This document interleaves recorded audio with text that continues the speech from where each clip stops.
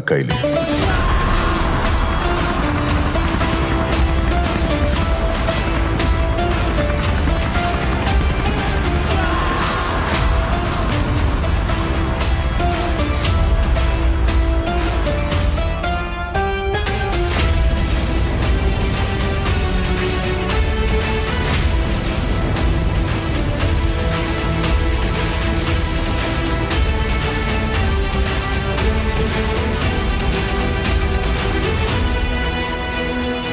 ಅವನನ್ನ KGF ಕಳಿಸಿದ್ದು ಗರುಡನ್ನು ಹೊಡೆಯೋದಕ್ಕೆ, ಆದ್ರೆ ಅವನು ಹೋಗಿದ್ದು KGF ನ ಆಳೋದಕ್ಕೆ. ಅದಕ್ಕೆ ಮೊದಲು ಗರುಡನ್ನು ಹೊಡಿಬೇಕಿತ್ತು, ಗಾರ್ಡ್ಸ್ ಇಂದ ತಪ್ಪಿಸ್ಕೋಬೇಕಿತ್ತು, ಎಲ್ಲಕ್ಕಿಂತ ಮುಖ್ಯವಾಗಿ ಜನರನ್ನು ಅವನ ಕಡೆ ಸೆಳಿಬೇಕಿತ್ತು.